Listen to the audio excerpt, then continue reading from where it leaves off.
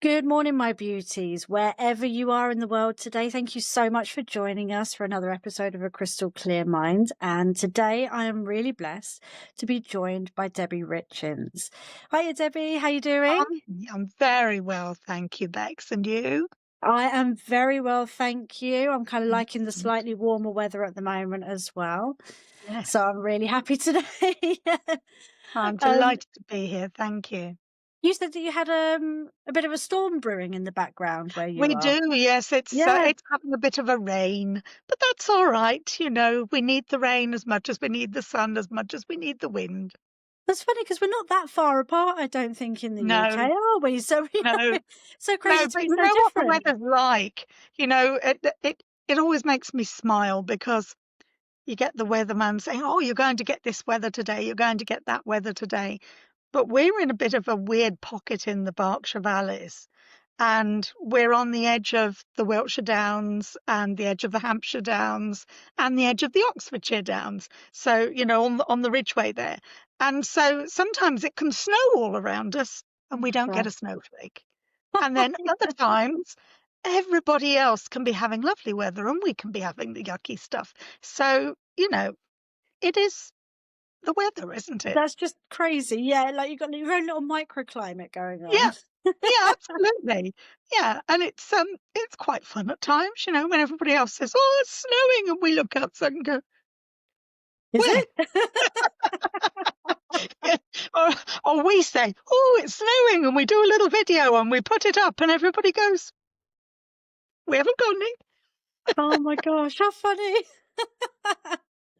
I love those sort of little areas, little pockets all Yeah. over the UK. I I mean, mean, it is that happens all over the world, but yeah, it's exactly, brilliant. but, I mean, we're half an hour from Reading, an hour from Oxford, 45 minutes from Swindon, and a few years ago, they all had the most horrendous snow.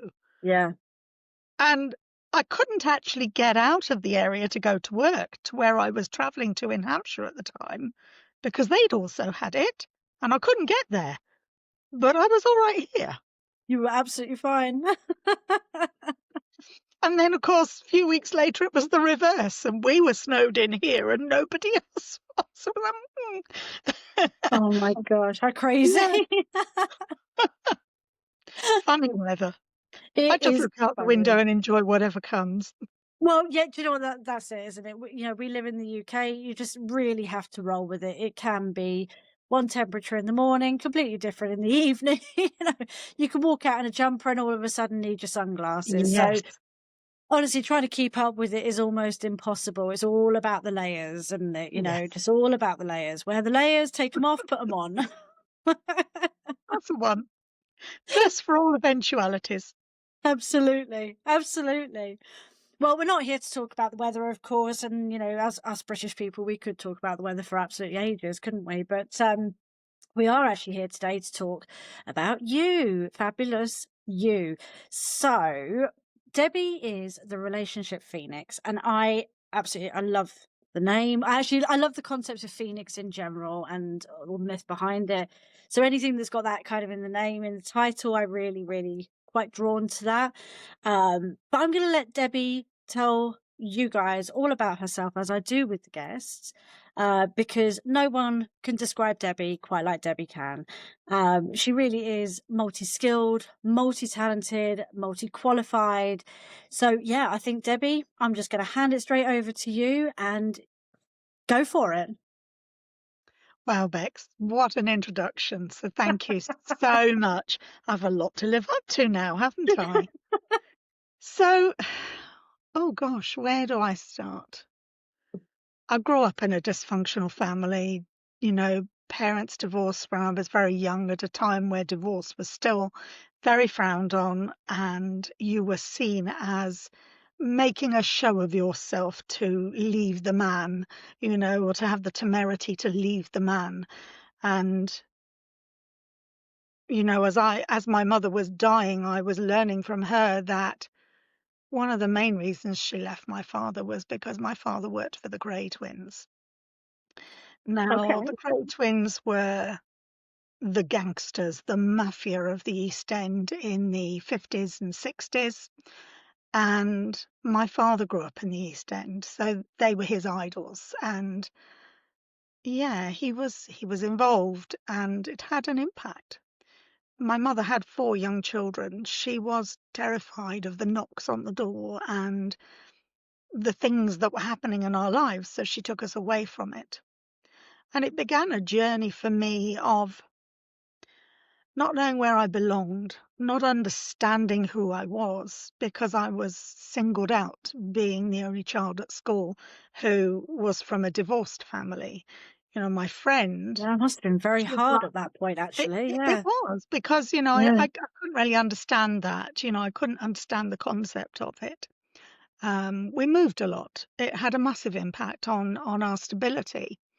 We'd already moved a lot before I even left, so I didn't really understand what having a home was about because I didn't really have one. We were, all 4 of us were born in different places in London, and we literally were up sticks and moved, up sticks and moved, and that was all related to what was going on in my father's world. So childhood was very disjointed, and I took on a lot of beliefs that weren't healthy. I took on a lot of things that weren't healthy because I didn't know how to manage them. Yeah. Wind it forward into getting married and having my own life, my own world.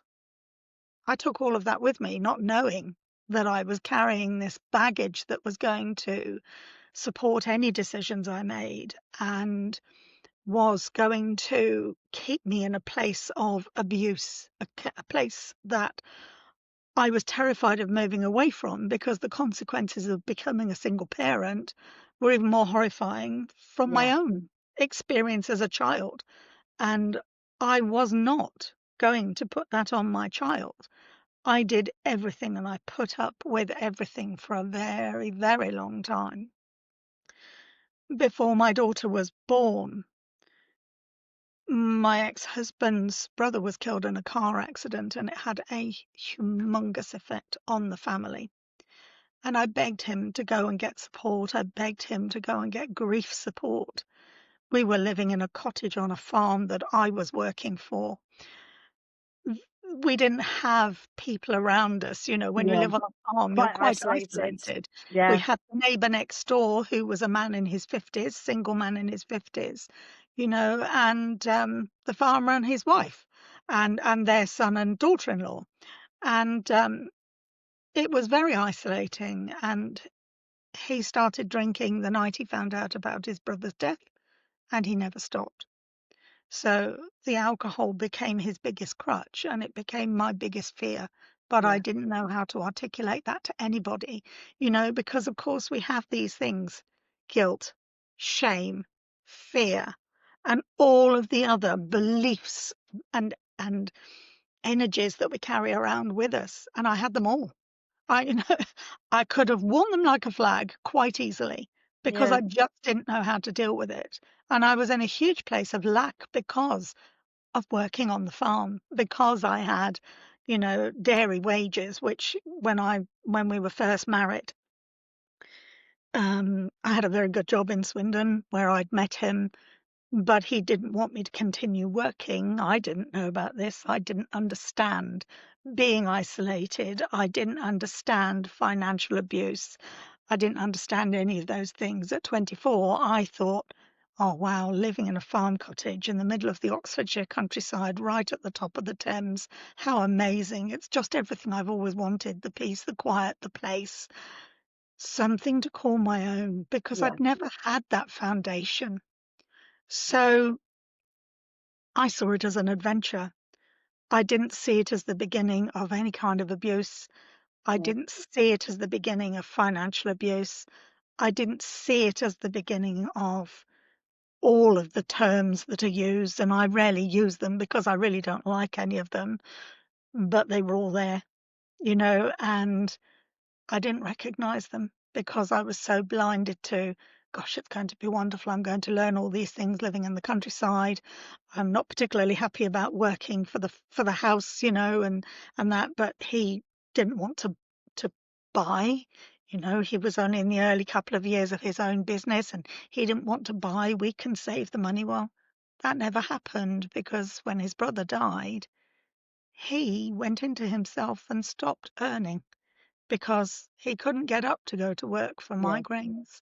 He wasn't focused.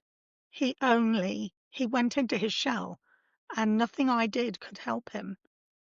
I wasn't equipped emotionally, intelligently, in any way, at 25 to deal with this. And it was jolly hard, jolly Yeah. hard, and I Mm. spent many a quiet moment when he actually was out at work, in between my work at the farm and working at the pub, to just sort of think, how do I change this? What can I do?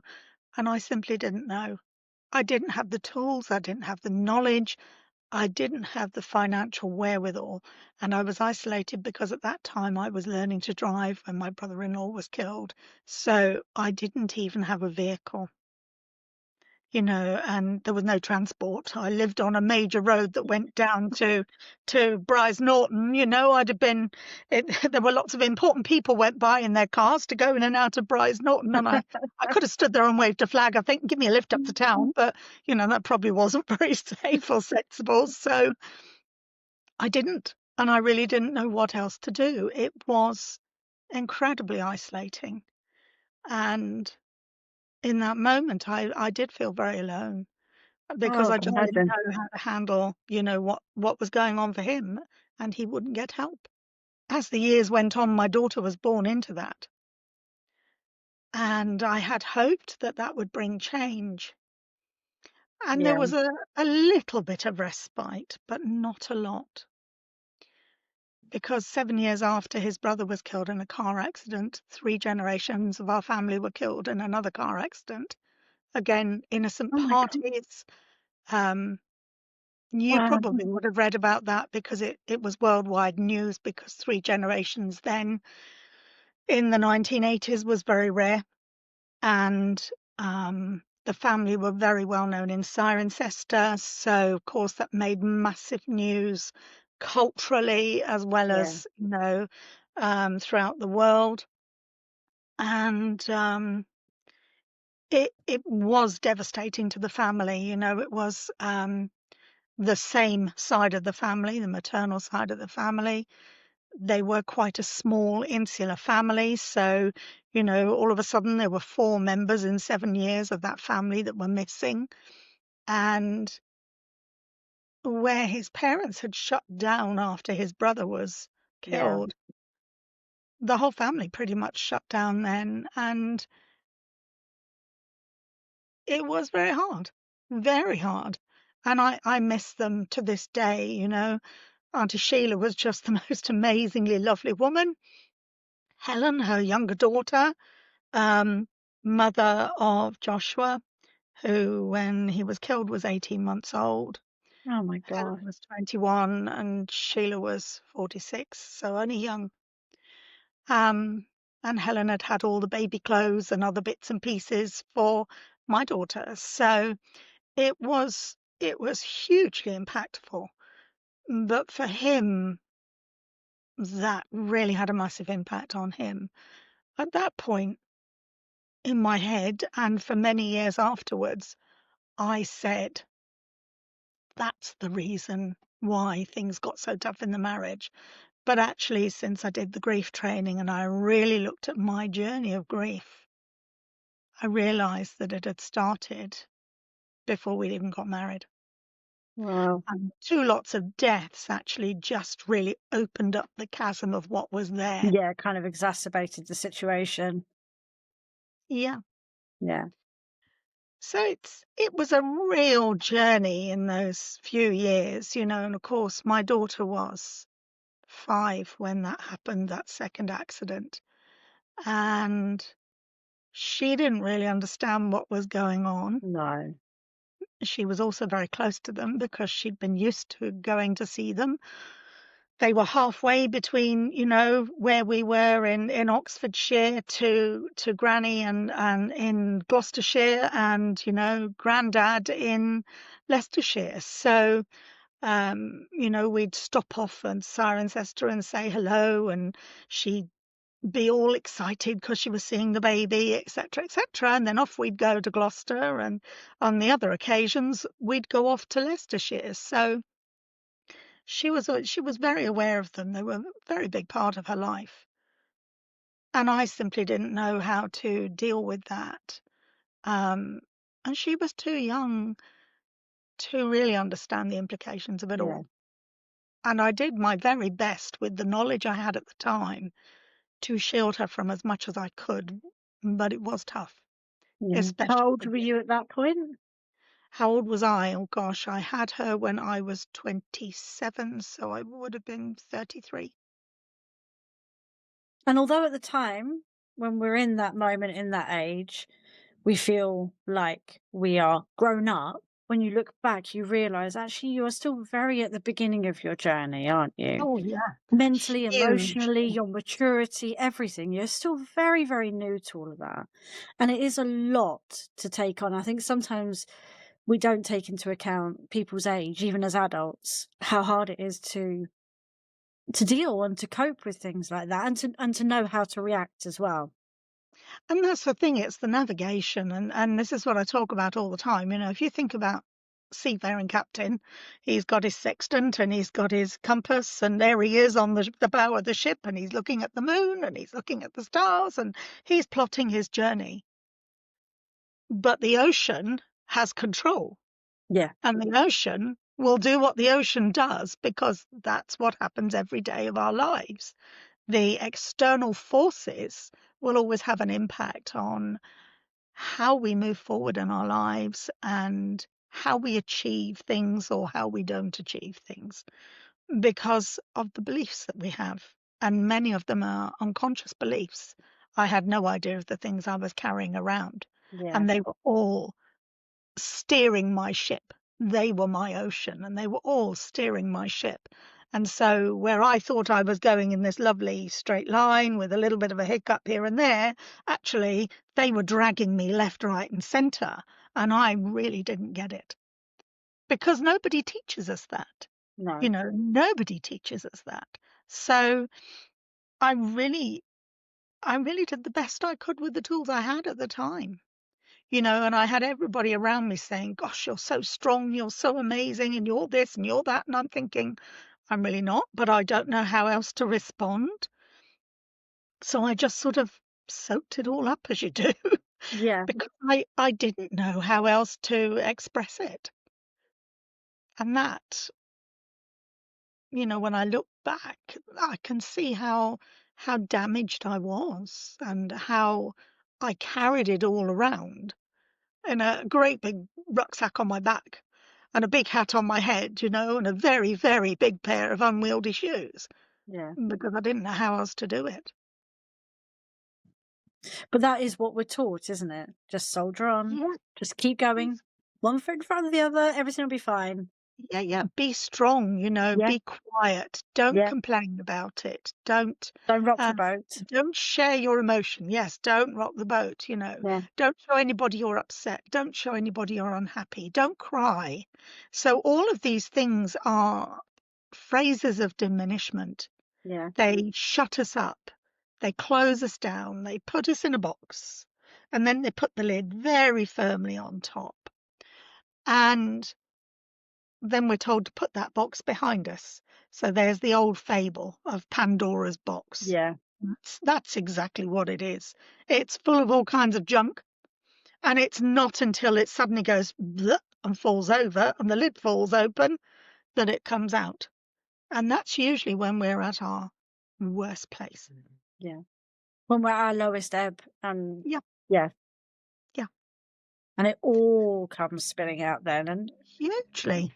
yeah, yeah. I talk often about but I don't quite believe in like rock bottom. Like we can hit rock bottom, but I think of it more as like that's our shift moment. Yeah. But when we hit that moment, it just, as you said, Pandora's box, it just all these things that you didn't even perhaps realize that you were hanging on to, and it just all pours out, doesn't it? And that in itself is hugely overwhelming. And this is the thing, and when you go to the GP, in the UK we call them Yeah, GPs. In a lot of places they're just the doctor. But when we go to the GP, all they want to do is stick a pill inside us and go pat us on the head and say, there, go away, take your pills. They don't actually want to actively get to the bottom of what the emotional problem is that's causing the problems. They're not interested, they're not trained. The rare ones are interested, but they are so rare. It's yeah, unbelievable, and that's usually because they've had an experience or they have an experience of someone in their family. And that's all it is. But it's so rare for them to have those experiences because they are in a different world, as in they are so removed from what real life is about, most of them. And that actually is really sad because if they had more understanding of what their patients were dealing with on a daily basis, they wouldn't be trying to cover up their huge emotional distress with pills and potions. yeah. And for me, some of that ended up in major life-saving surgery, several misdiagnoses. I had two major life-saving surgeries over the time, five misdiagnoses in this practice that I'm presently with, but it's the only practice I can be at. So I don't really have a choice. But I rarely go near them these days because I know different. But it took me to be in that place, as you say, of almost at rock bottom, Yeah, when I was looking at the world and thinking, God, am I going to come out of this? yeah, Um, and it took me to be curious. It took me to want to do better for myself. It took me to living in the library and reading everything I could about everything I was learning. It took me to explore and ask questions and be a real pain in the neck at the GPs who didn't like it because they couldn't answer the questions and they weren't prepared to find the answers. But I kept being me and wanting to know more. Because if this is happening to me, then I need to know how to manage it. But so many people get overwhelmed by the system as well. And so they just take it as read. There's a phrase I was brought up with, don't be a sheeple. Don't do what everybody else does and just accept what you're told. yeah. And I know a lot of people that are sheeple who just accept what they're told, who accept what they see on the news, who accept what they listen to in society and just go with the flow. But then I know a lot of people who are like me and who ask questions. They're curious. They they push the boundaries. They get a bit of a reputation for being a bit loud and a bit mouthy because they're asking the questions. But actually it's people like us who make the changes because we're taking ourselves out of a system that's designed to suppress us. Completely. And this is kind of where I began my journey, was the media was the first thing that I removed from Mm, myself.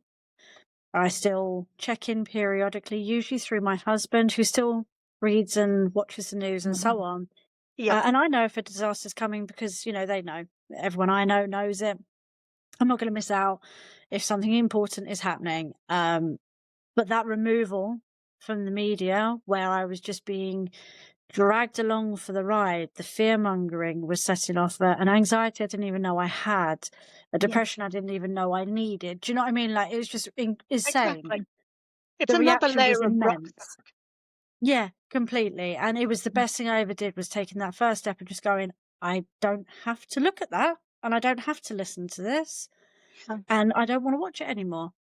It Mhm. was the first step, was that one for sure. It was an incredible step forward. It really was. Yeah. And the curiosity of asking questions is what led me to the holistic lifestyle and then studying myself to become a holistic practitioner, because I agree. I think people are more than just a set of symptoms. Yes.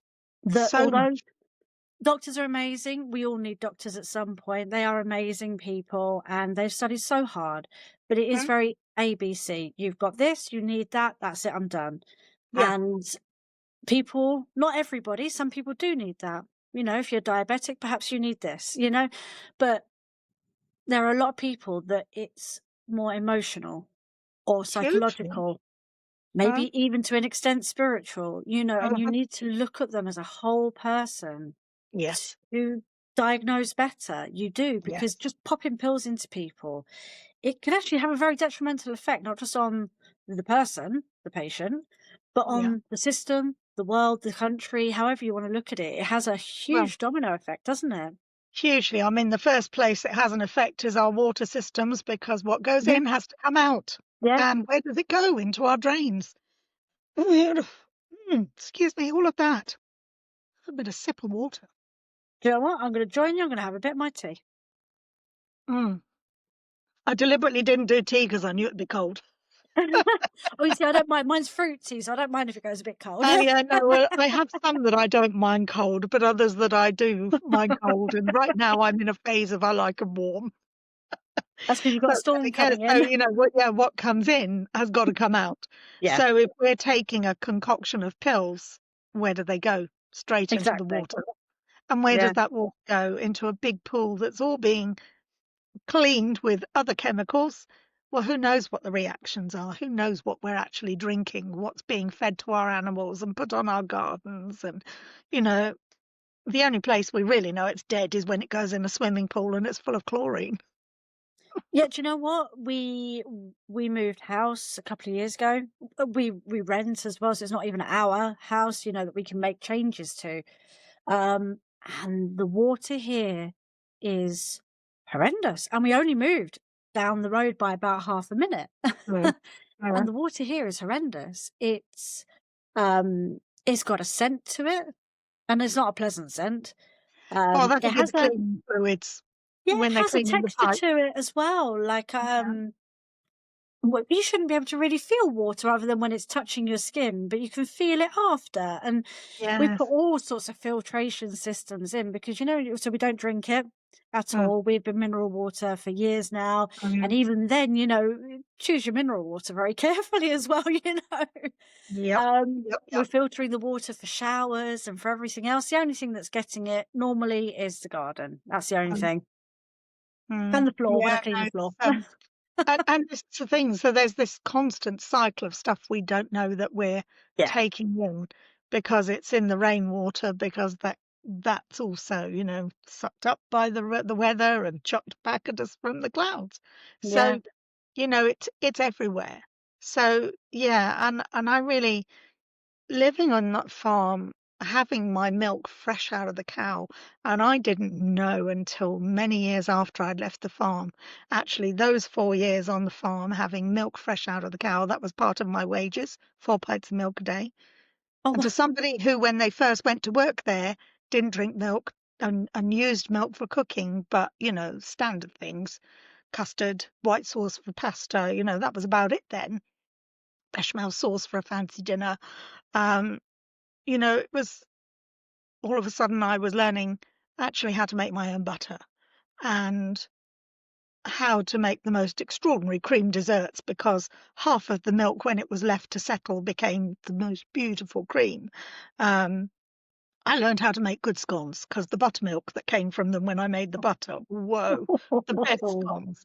Um, and I loved it. I was in my element. I was learning. But I didn't know until many years later, actually, I have a dairy intolerance, and my intolerance is to pasteurized milk. So that okay. 4 years having the Oh, raw stuff fresh out of the cow was do you know actually what? the I've had healthiest this diet. conversation. My husband's lactose intolerant. Oh, there's a difference. There's a difference. Pasteurization actually completely changes the structure of Yeah, milk, whereas lactose is the sugar in the milk, the natural sugar. And I had no problem with that. It was yeah. the pasteurization. As soon as pasteurized milk touches my lips, I have the most terrible indigestion. And I've had that since I was a child.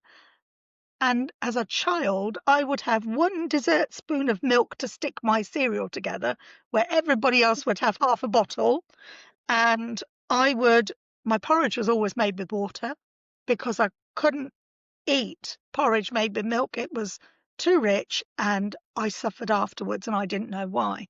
And that third of a bottle of milk we used to get at school that was often stuck in the sunshine and often curdled by the time we got it. Oh, that was purgatory. That was absolute purgatory. That was, I drank it and then I would often disappear to the toilet and have a very upset tummy. Yeah. But it I'm was not surprised horrible. more children didn't actually. No, exactly that. But the impact, that was also a huge part of my growing up. I didn't know that I Yeah, had this problem.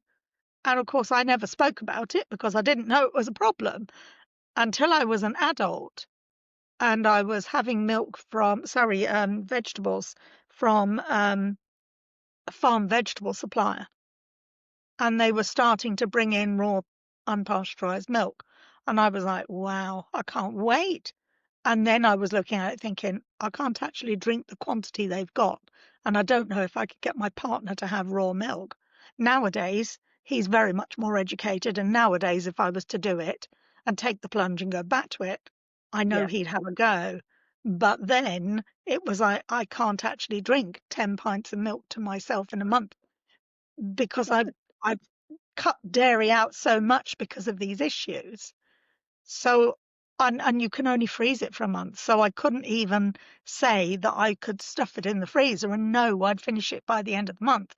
So I was in this place of I really want raw milk, but I don't have anyone to share the order with, so I can't do it. Oh, and I'm still sort of in that place, which is a bit frustrating. I really need someone to share an order with because I'd love to get back to raw milk. That's when I was at my healthiest.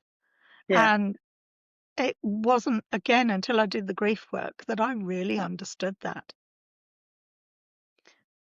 That changed a lot of things for me as well about how I looked at the nutrition, how I looked at what I was Yeah. taking in more deeply. And I've always had an interest in food. I did home ed at school, cookery exams and all the rest of it, and did really well in them. And of course, I grew up doing all that at home because my mother hated cooking. But again, I didn't know why, and that was because of the trauma of the marriage. Yeah. And I didn't discover that until she was dying. And it's a shame that you had to learn all of this about your family on her deathbed. I mean, Well, there are two ways of looking at it. She did what she could to shield her children. yeah, She didn't want her children to grow up with the beliefs around our father and his behaviors that she had experienced, and she did what she thought was right. And it's interesting. After her death, when I was talking to my younger brother, there were a lot of things he knew that I didn't know, including the fact that he grew up with my grandparents, so he heard a lot of different conversations. And I didn't know until my mother was dying that my father raped her on their first date. And here I am. oh my I God. didn't know that. Because in those days, taking a woman into a place where she couldn't shout for help and having your way with her was quite acceptable. Mm, But it was rape, yeah, you know. And when she sort of came out with that about 3 weeks before she died, I really had to think hard about it because at that point she'd actually been diagnosed some years earlier, but we didn't know about the diagnosis until she was dying. She had frontotemporal dementia. So frontotemporal dementia takes you on a journey of realism and non-realism within seconds in the same sentence. So she'd start to say something that was completely not real. And then all of a sudden something would slot in that was completely real. And then all of a sudden she would right. disappear back into her books that she swore blind she would never read. And she started reading in her last few years of life. And that for me was a signal there was something wrong, but I didn't know what it was. So I really had to come away and process this and think about it. And because she was very, very deaf, profoundly deaf, and she had very limited sight. She only had 30% sight in her left eye. So having a conversation with her about what she told me was completely impossible. Yeah, And also it was through COVID.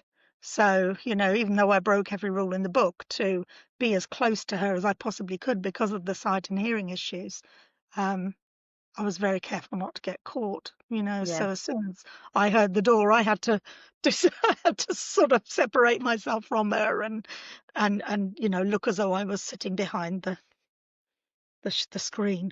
Oh, that was a terrible time. So it was it was a really tough time to find the truth of how I had come into the world. And that's taken me some time to process and understand, and actually I have a lot of compassion for her for holding on to that, Yeah, because look how that coloured her life. Her health was horrendous all of our lives, all of our lives. And the emotional toll of carrying that definitely had an impact on the health issues she had.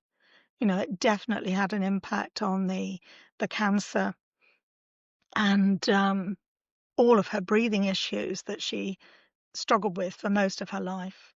So I think she had an extraordinary strength to hold it in. it takes a lot to not say some things, doesn't it? As you Yeah, said, an it's a lot of extraordinary energy strength. to Yeah, keep the door closed. yeah, And very it much so. wasn't, again, when I did the grief training, that was the biggest thing I learned, was how I had become so sort of taught, because I was holding on to so much and I had no idea how to let it go. So the grief training showed me how to acknowledge. And the grief training in itself was a complete revelation, because it was learning that I wasn't wrong in the things I was experiencing. Yeah, No, I'd had GPs tell me I was imagining things. I'd had friends tell me not to be so stupid. And even my mother at times would say, "Oh, you don't need to worry about that. Just put it in the back of your mind." And my father over the years was, "Well, we just have to get on with things." And in fact, I found myself, when I was going through my divorce, challenging him quite a lot on that. Is that what you did with us when yeah, you didn't turn up? When you said you were going to come and visit us and take us out for the Sunday, and we'd be waiting in our best clothes, absolutely spotless, waiting and waiting and waiting, and you didn't turn up. And then Mum couldn't feed us because she had no food in the house. And she was absolutely beside herself because she couldn't feed us. So, and he could never answer those questions. So I said to him, I can't just do that. I can't just put it in a box behind me. I yeah. have to deal with it. I have to confront it. And I have to find a way to move past it. And that is the healthier option. We need to heal. We need to move past these things. We can't keep carrying it. And unfortunately, I've spoken quite a few times with other guests about sort of like breaking those generational trauma bonds. Uh, And it always sounds like we're sort of like bashing the previous generations. We're not. no, But unfortunately, they were taught by someone, they were taught by someone, and so on and so forth. And it's very detrimental, especially in the world that we live in now. This doesn't work for any of us anymore. no. This And slip the up a lip world has and changed. yeah, Every generation has changed dramatically. I mean, I'm now in my very early 60s, and I have seen the world change dramatically since I was a child of 10 years old. Dramatically. Not just in the physical sense, look at us now talking on a computer over a camera, listening to each other, being able to have a conversation, being able to do this with people all around the world, being able to have telephone conversations where our phone is always in our hand, in our pocket, always. in It's our handbag. everything. But this phone Everything. isn't just a little phone anymore. No. This is a computer. This is the world in our pocket. The closest to the world in our pocket when I was 10 years old was going to the neighbors to watch the television because we didn't have one. And um, I see how differently people speak to each other. There's a lot more knowledge, so a Yeah. lot of people think they know what they're talking about. And we go back to the labels. They spout a lot of labels. Yeah. You're this, you're that, he's this, he's that, she's this, she's that. But they don't understand the labels they're using, so they pathologize everyone. But they can't pathologize healthily or with clarity because they don't understand the pathology that they're spouting. It's become a fashion to use these terms, and you see it all over social media, and there are people who are Yeah. purporting to be coaches, and it's all about narcissism, and it's all about this, and it's gaslighting, and it's this, and it's that, and it's the other. And they are pushing people's limiting beliefs even further down the line. They're making it harder and harder for people to step outside of those labels because they need a label to keep them in a safe place. But actually the label is doing them harm. It's not healthy for them. And this is where I do the work I do, because I want the people that I work with to be able to step out of those things. I want them to find that person within, that inner child that's been there waiting to come out and been suppressed by so many things. And my own journey has shown me just how powerful that is Yeah. and how important it is.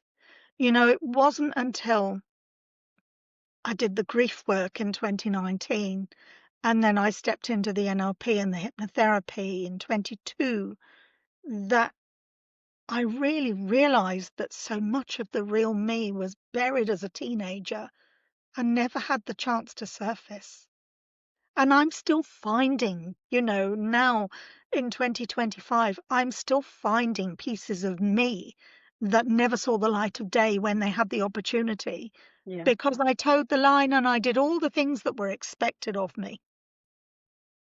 And, you know, I stayed at home and I looked after my siblings, and I brought money into the house and I paid the bills and I put food on the table because my mum was working shifts on the railway and she was doing what she could to keep a roof over our heads, but she couldn't do it all. So I did my bit because that's Yeah. what was expected. And then that thing of going into a marriage, I did what was expected. And I was stuck in that place of not knowing how to articulate things. So I would make up little things to keep myself safe, because that's what we do. We create things to keep ourselves safe and we hide behind them. But I didn't know how else to behave. Yeah. And Well, when I that's the look, thing. I can see that child kept poking at me, but I was ignoring her Yeah. because I was terrified of being in the same place that my mother had been in as I was growing up. I Yeah. was absolutely terrified. In my head, when I got married, I was never going to get divorced. Terrible limiting belief, terrible limiting decision, because it put me through 20 years of an abusive marriage that, had I not had a car accident, I would have carried on doing, and I possibly wouldn't have been here. And that's not because I would have taken steps to do something myself, but my health was becoming poorer and poorer and poorer. My emotional health was having an impact on my physical health, but I didn't understand it until after I left the marriage and I had the first of the 2 life-saving surgeries. Yeah. And it was a direct result of the emotional stress and distress that I was experiencing in the marriage that created the singular gallstone that nearly killed me. And that was the surgeon that told me that after I'd had the surgery. "I've only seen 2 of these," he said. "I've been practicing for 24 years. Yours is the second." And it's emotional stress and distress that causes the body to go into extreme calcium buildup, Right. but it can't expel as fast as it's creating. Yeah. So it spins itself into a ball. And it was just shy of the size of a tennis ball. Oh my God, a gallstone. They bent double and I was in agony. And I was going through all the post-divorce abuse, or through the post-divorce. It was the divorce abuse at the time, living in one room, completely on my own, another county away, here now where I live, because I couldn't cope with being on the doorstep with my daughter because Yeah. of the abuse I was experiencing on the doorstep from him, from the people he involved, from the emotional damage that was being done to my daughter that I couldn't protect her from.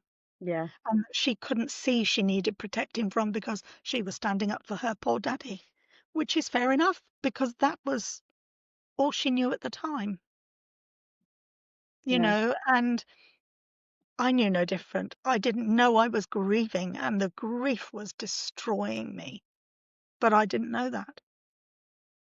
You know, when I came here to Newbury, in the first few weeks of living in Newbury, I was told by a GP that I was a neurotic divorcee and to go away and take my pills. It was actually what was going on with the gallstone underneath that was making my grief far more pronounced, because my body was physically saying there's something wrong and Yeah. she was ignoring it. Yeah, yeah, yeah. Because you're almost in You an know, infection stage, your body's trying well, to highlight it to you. exactly that.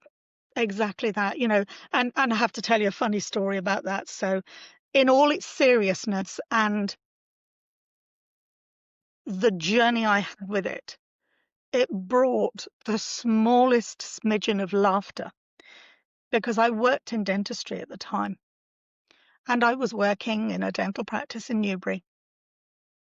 And I really loved my job at the time. I really did love it. And I was surrounded by a really lovely group of people who had no understanding of what I was experiencing. So I was a little bit like a thorn in everyone's side because I was in such an extreme state of distress for a lot of the time. Um, Circumstances that I could not change and avoid. However, the surgeon happened to be a patient at the practice. Can you guess what's coming next? So he waited for me to get back to work and he made an appointment to come for his dental examination. And he came in his beautiful, dark, heavy wool coat, that lovely black coat that they wear, smart shoes, all polished and beautiful, stood back from the reception and looked into the waiting area over there to the right and said, "So lovely to see you with your clothes on." And I just sat there for a moment because I'm behind the wall and they can't see.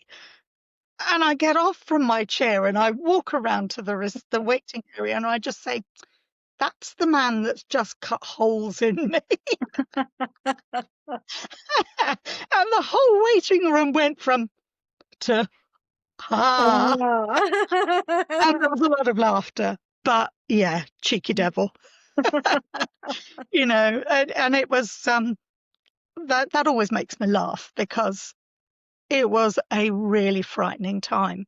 I I can was imagine. completely on my own, living in a shared house. It was fortunate that one of my housemates was home because I didn't even have the energy to ring the ambulance.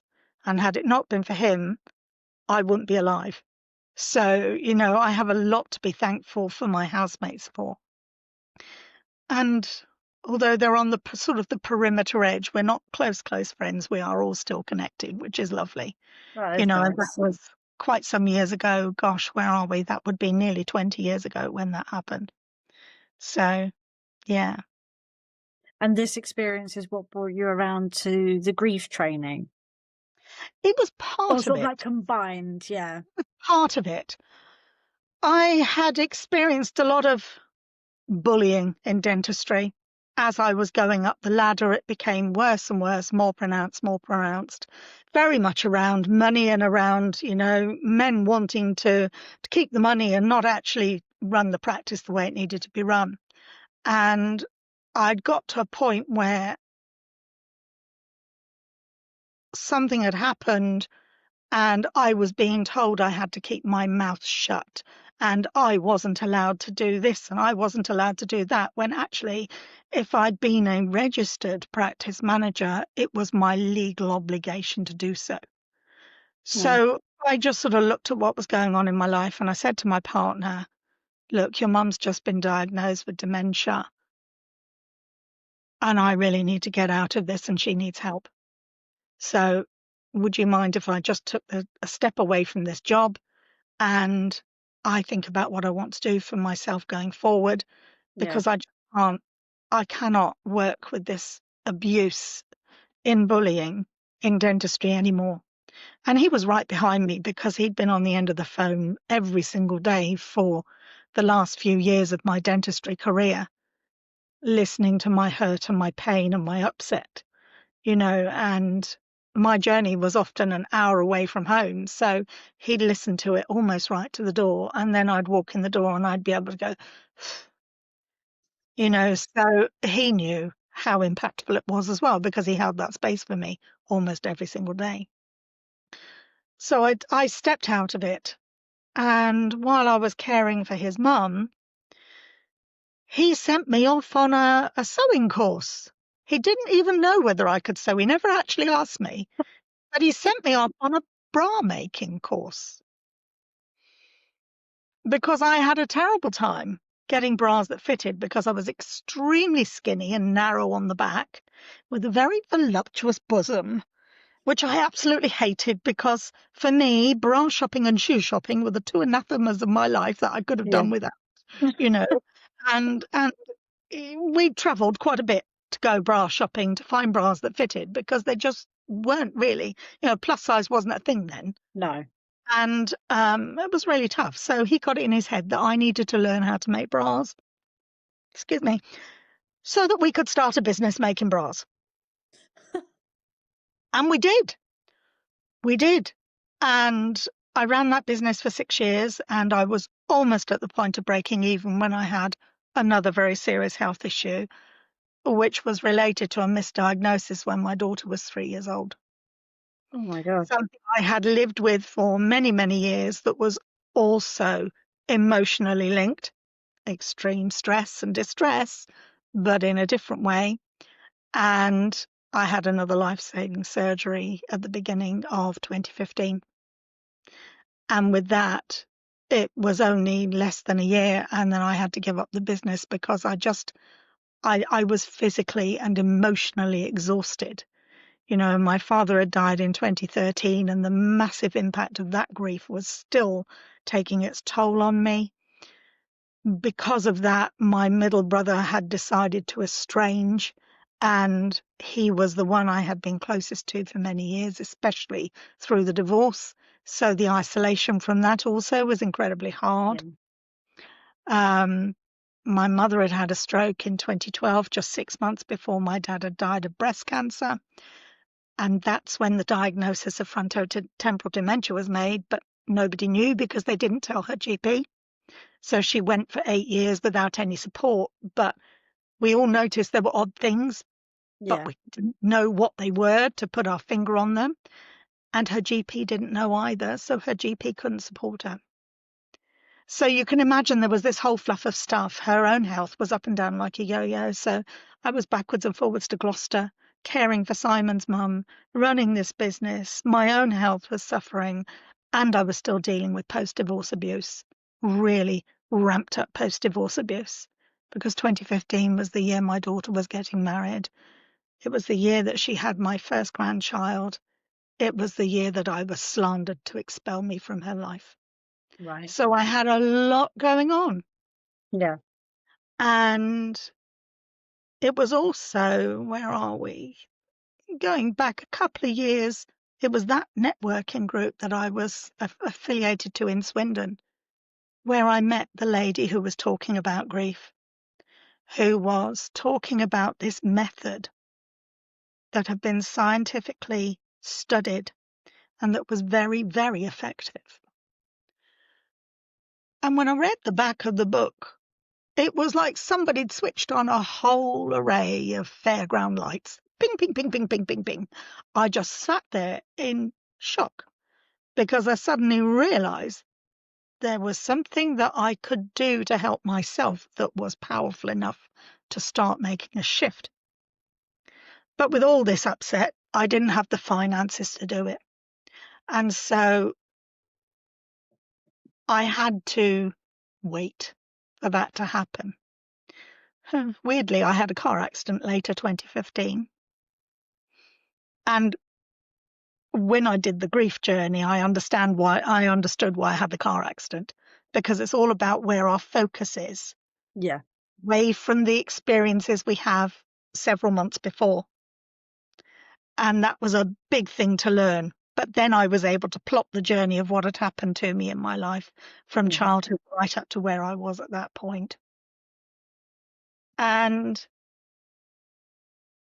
the car accident, of course, had sort of woken up all kinds of other stuff.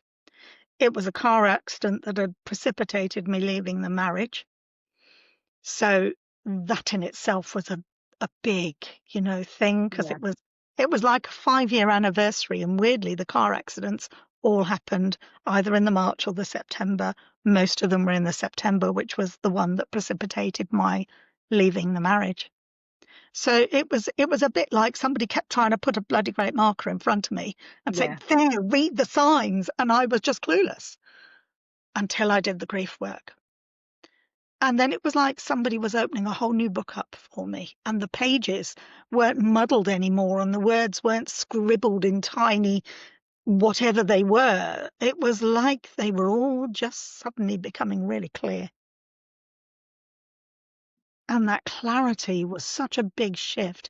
And so when the money came through from the car accident in 2019, I rang her up and I said, "Right, got the money. I'm going to get this done." And she said, "Well, you might as well go and train, because you're going to do what I would do with you in the training. You Right. will do it faster, but you will do it in the training." So I said, "Okay." So I took myself off to Cambridgeshire, where the training was, and I did the training. And within 4 days, my whole world had shifted. Literally. I suddenly started sleeping, which I'd never done in my life before, on day 2. On day 3, I had some massive ahas. And by the end of that week, I came back a very different person. And it was the beginning of my journey of change. I did brain trauma training later in the year to understand the link between body and brain and mind. That again was a huge revelation. I started really delving more deeply into the neurosciences, understanding why the brain does, why the body reacts the way it does, understanding the physical changes that go on. And each step I've taken has shown me an amazing picture of who we are as human beings. Yeah. But it's also given me that zest to want to help other human beings not have the journey I had, not over the time that I had it. It was protracted, it was painful. It felt like I was wading through thick bog all the time. The old phrase when I was a child was wading through treacle. Yeah. And it just felt like I was constantly stuck in the quagmire of what was going on in life until I did that grief work. And then I became a bit like the proverbial Jack Russell with the bone I wouldn't let go. And I literally, everybody else on the training, oh, we all had to commit to doing X amount of completions, were what we called them at the time. X amount of completions within X amount of time.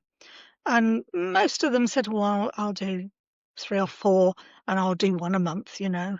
Me, I'll do one a week for 6 weeks, because I want them all done by the time I get to my birthday in July. And I did all 6. In fact, I tweaked one because one I couldn't do. I emotionally couldn't do it. I couldn't sit to do it. So I thought, "Right, okay, who else?" And I brought someone else into the mix, and I did those 6. And I did them the night before my birthday.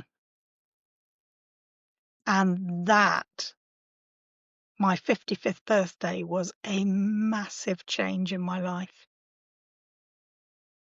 So this Um, was actually very recent. This yeah, training is only in the last sort of 6, 7 29. years. Yeah. Wow.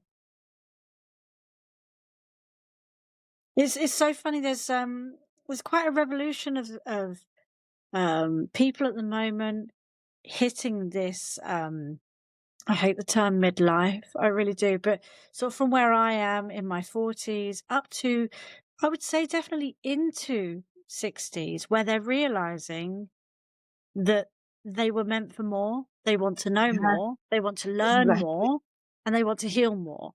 And it's Exactly. incredible watching just this age bracket of we're all the same generations. It's kind of like, wow. Yeah, watching everyone just rise at the same time and kind of go, I've had enough now. I want to retrain, or I want to help other people not feel the way that I felt, or people not to exactly. experience what I experienced. And it just absolutely incredible. So I didn't realize that your training was only very recently. Yeah. And I've up-leveled it so many times Yeah. since. I not in a million years would I have ever said that I would do hypnotherapy, and I absolutely love it. I use lots of different tools that I've learned along the time, and when I see the change in my clients, and when I see them visibly exhale and just go, "Whew," Yeah. Let it's them it's go. just my heart absolutely sings. And I use all kinds of different tools because every client is different. We might start the journey with a plan of what we think we're going to use, but sometimes they're not always appropriate for them. And so I'll change them around as I feel it's most effective for them, Yeah. obviously with their permission, but also to explore and see how I can get better results for them. Because at the end of the day, I want them to find the gift of themselves. You know, I could not have had this conversation with you back in 2019, because in 2019 and for a couple of years afterwards, I would still sit there and the tears would pour as I Yeah. was talking about my experiences, especially the disconnection from my child. That's been 20 years now. And those first few years were the biggest torment because I did not know how to protect her. I couldn't protect her. It was made physically and financially impossible for me to protect her. There were other people that created a boundary to prevent me having a relationship with her. She was too young to understand what those motives were. And as an adult, where is she? She has those limiting beliefs and decisions that I had. Yeah. They're different, of course, because they're pertinent to her, but they're the things that now hold her apart from having a relationship with me and allowing her children to have a relationship with me. So I have grandchildren, two granddaughters I know of. I don't know if there are any other children. I know they carry me within them genetically through the DNA. I'm there. I know that from my trauma training and my brain work, the neuroscience stuff, that I'm very much a part of who they are becoming. Whether she's prepared to admit that or not, she can't change it because it's there genetically. And it doesn't just disappear just because she's disconnected us.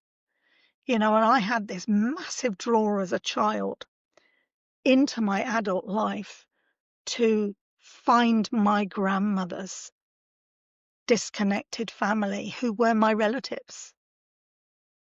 And it took until 2008 for that to happen, when I started to connect, and I'm now connected to over 100 of my maternal relatives, Wow. which, through my grandmother's family, which is, I felt like I'd come home. I felt like I Yeah. belonged. I found a part of who I am and who I look like and who I share the same genes with. And interestingly, similar experiences, some of us. I'm very close to a cousin in Canada. I've never met her. And, it's it's quite extraordinary that we've had similar experiences and at similar ages. And I look at it, and there is definitely a pattern of disconnect that runs in every single family somehow or other. But the more we learn about it and the more we embrace it and acknowledge it and are really real about the experiences we've had, the quicker we can let go of that painful side and have a conversation like I am now without all that distress. I used to get onto a meeting in the flesh or online, and my heart would be going pump, pump, pump, pump, pump, pump in my chest, and my breathing would become a bit labored, and my whole body would feel terror because I didn't want that emotion to come spilling out, Yeah. but I didn't know how to control that emotion spilling out. So I Yeah. was there in shame and in guilt and in distress because I didn't know how else to be. But as I've peeled the layers off, and I keep continuing peeling the layers because they're always there, it's just that we have to keep pulling the layers off. We have to keep being real with ourselves. It gets easier and easier and easier. Yeah. And the very telling thing for me was my dear, dear friend Annabelle. And she and I met at the same ladies networking group in Swindon way back 2011, 2012. And she said to me, "Dear Debbie," she has this lovely way, and she said, "Dear Debbie, I have to tell you what a joy it is to see you now. Because when I first met you and you first talked about your business and what was going on in your world, you needed to be right in the front. You needed to say it all, blah, blah, blah, blah, and it came out like a bullet. And then you would just shy away and shut yourself down and stand there and listen to everybody else. You don't do that anymore. You step back. You add to the conversation at the Mm. appropriate points. You listen more intently, and you're more in control of how you speak.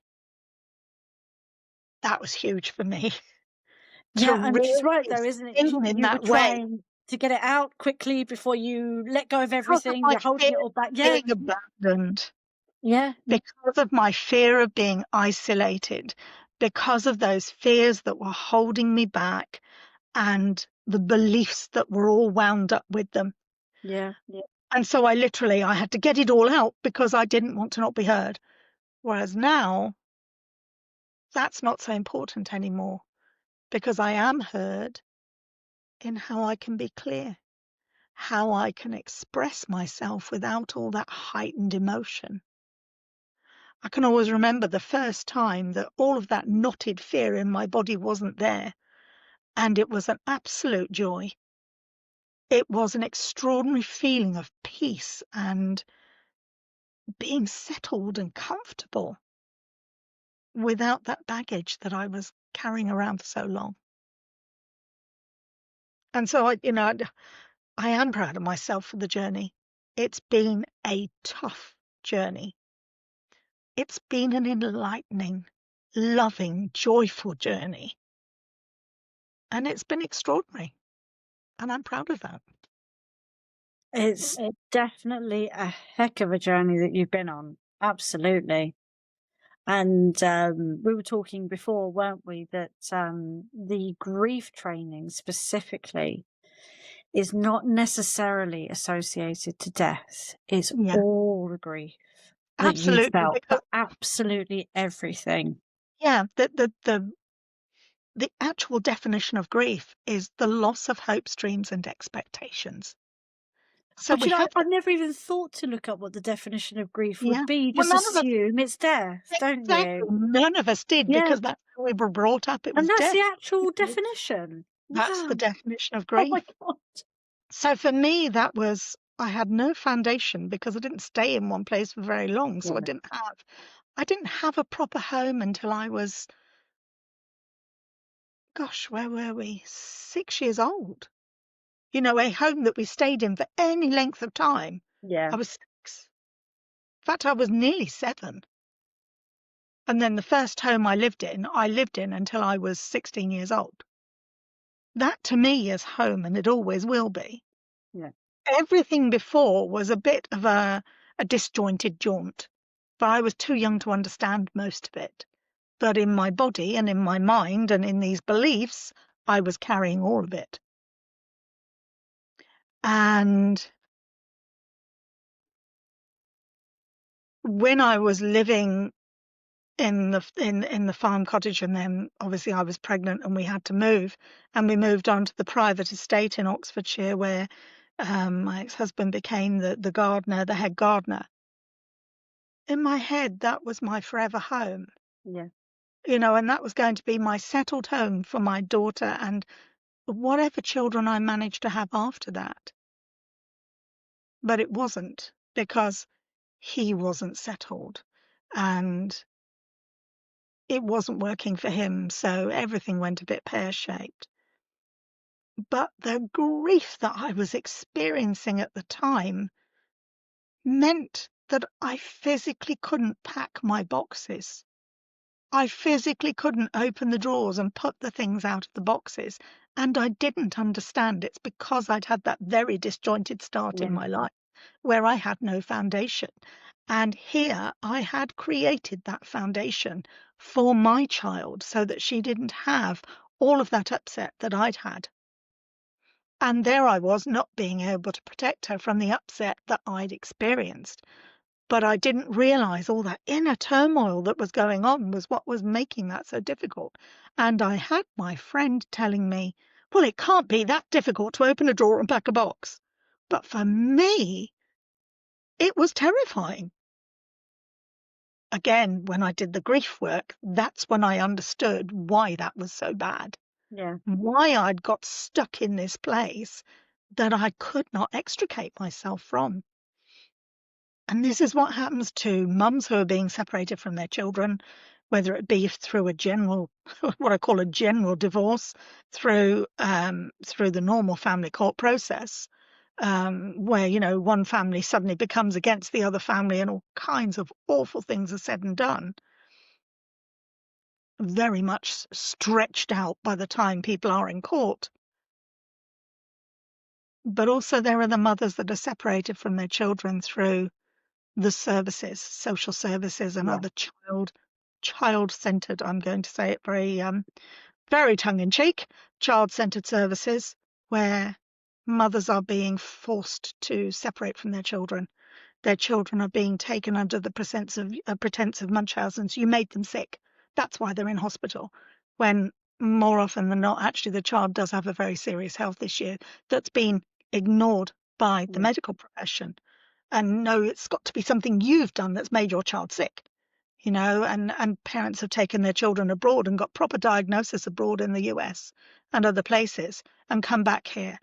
And they've still been forced into this process of forced adoptions and their children being taken into care and not allowed to speak about what they're experiencing. So shut up and dumbed down by the system, you know, and that's the fear that their body just goes into this stasis of, I don't know how to deal with this anymore. I don't know that every single word I say isn't going to be taken out of context, because that's what happened to me. Every single word I said in those early days of that divorce, every single thing I said was taken out of context. But nobody could see that I was in extreme emotional distress. It was used as a weapon against me. Yeah. And this is what happens now to these women, to the mothers and to the fathers. You know, and I've had female friends, mothers, take their lives because of this extreme distress they've been experiencing. I've had male friends, fathers, take their lives. I've had grandmother friends take their lives because the fear of reconnecting after disconnection for so long was so overwhelming. And that's because of all the stuff that we carry around in our heads and our hearts and our bodies.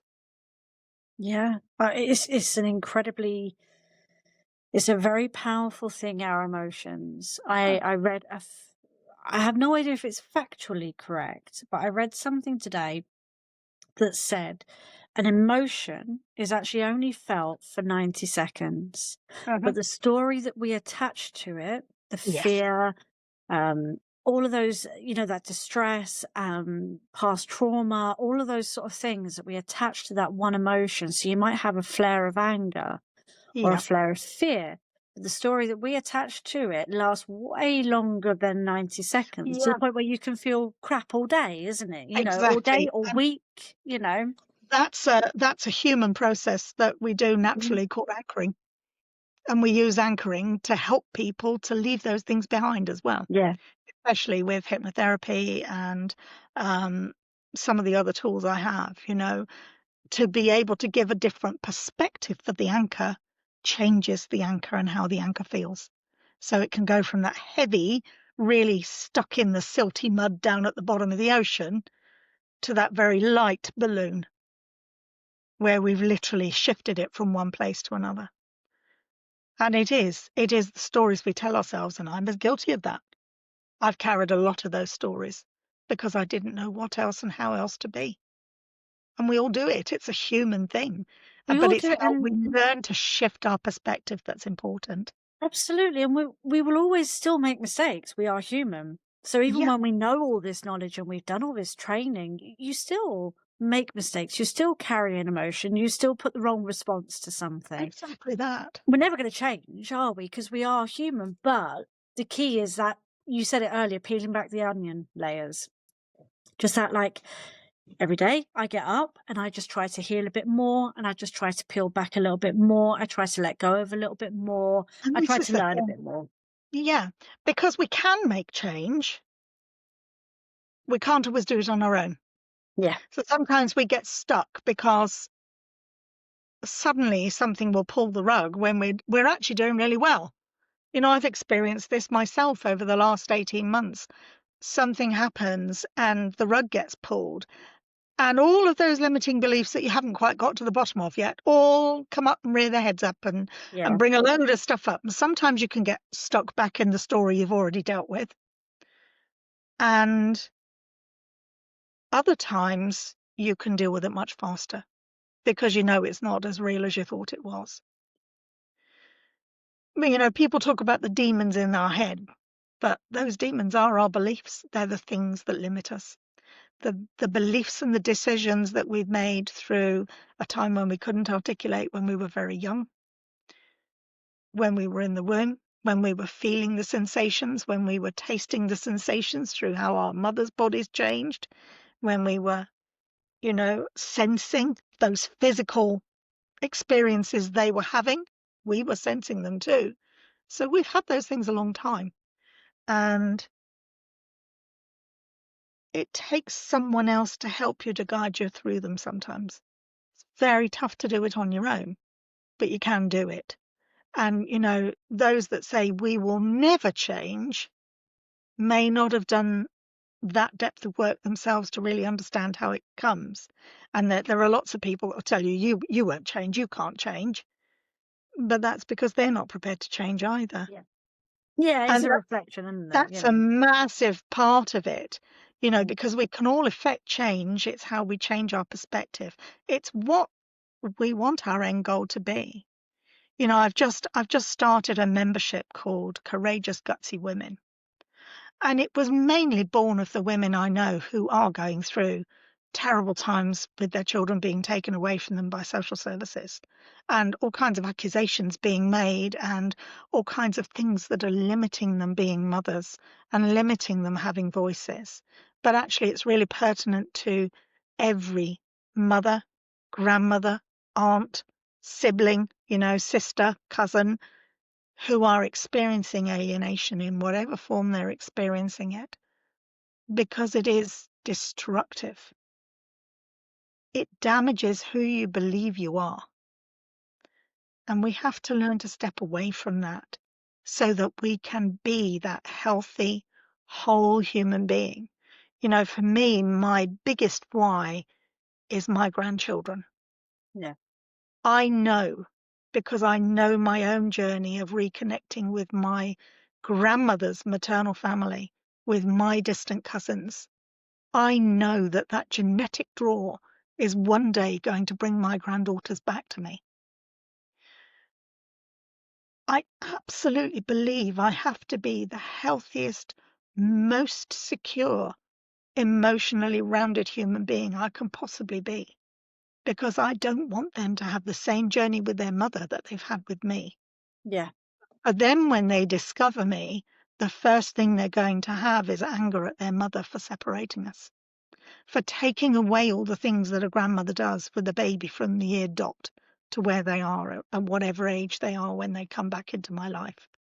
Because that's a massive impact on who they are and who they learn to be. And I don't want them having that same journey. That is vital that I can stop it in its tracks. A, they don't deserve to have all that upset and pain They need to know how to manage it. They need to know how to acknowledge the losses that they're suddenly experiencing, because they will have come a bit like a bolt out of the blue when I suddenly Yeah. pop up in their lives.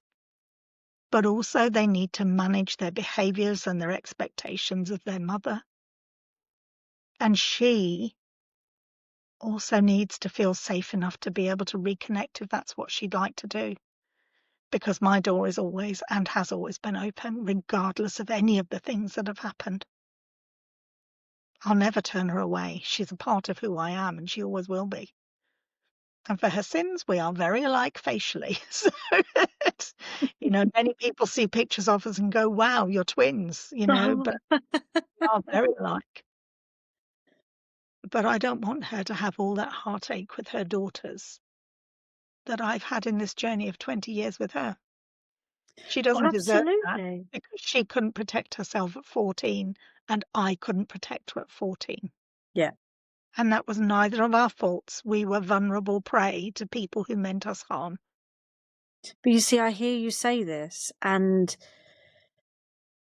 the way you are speaking, it is exactly what you are trying to portray for your granddaughters. Your acceptance, your knowledge around that is about as healthy as you could possibly get it. So you are exactly where you wish to be for them. But you hear that as a person, like you saying it to me, and it starts making you think about your own situations, your own family, your own perhaps family issues and so on. And it's good. It's really good that you are breaking this cycle, because it's got to stop somewhere, hasn't it? We can't all just keep sweeping it under the rug and pretending X, Y, and Z never happened. And I mean, in all of our families, especially in our sort of our grandparents and things like that, there were sisters that no one spoke about and Yeah, children that we knew nothing about and all this kind of stuff. And it was all very hush hush, and it's not it's not right. There's a lot of trauma involved in that for the person right. that was, pretending it didn't exist, and for the person that it happened to as well. So I feel that this kind of break the cycle is a beautiful thing to do that has a far bigger ripple effect. It's Yeah, not just for you, for your granddaughters, for your daughter. They will do that as well. And it will just continue to move forward with a much bigger momentum, hopefully a much bigger impact than what we have learned and done, incorrectly. exactly that. Yeah. Exactly that. And it's not that we've done it incorrectly. We've done it without the knowledge. We've done it without the Best that we understanding. could. Yeah. We've done the best we could with the tools we had at the time. Yeah. And we didn't purposely do anything wrong. No. We didn't set out to No, cause neither did stress and our losses or any of those ancestors. things. Exactly that, and our parents before us and their parents before them. You know, um, there's a beautiful part of us that is in a science called epigenetics, where we we all carry the genes of those before us.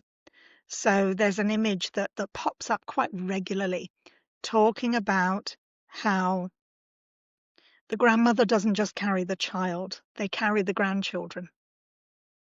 And that's what epigenetics is. It's about um, the little tweaks that happen to each layer of human. So our grandmothers were living through war. Yeah. They were living through poverty because of war. They were living through fear and trauma at a very heightened state. Their children were born into that. But at 4 months old, in the womb, their children were already carrying the eggs and the sperm of the next generation, Yeah. us. Yeah. Now, when Bruce Lipton first spoke of that 35 plus years ago, everybody laughed at him and told him, no, no, no, that's ridiculous. The genes don't change. They don't, because they do, because we talk differently. We change, we absorb things differently, we learn differently, and you can see how generations change. So yeah, that's a given. It does happen. But no, no, no, that's not real. That's not real. That's all a load of nonsense. And then 10 years later, big group of Australian scientists got together and actually looked at this again. And then they suddenly came up with, actually, it goes back more than 3 generations. Yeah. It goes back somewhere between 10 and 12 generations. How many wars has this country been through in 10 or 12 generations? Exactly. Yeah, How many absolutely. shifts in our lives have we been through? The revolution of, locomotion and electricity and light and all of these amazing things that happened, the Industrial Revolution, massive shifts in how people lived together because people then moved to cities to work. So then, things like slums became the thing because people were all hemmed into tiny spaces. But what impact is that going to have on us as human beings? How is that trauma going to dictate how we live? So if all our generations have had all that, what the heck are we carrying around inside us? Yeah. And it all comes out in our limiting beliefs and decisions because we're going to carry those things generationally without even understanding what we're carrying within ourselves.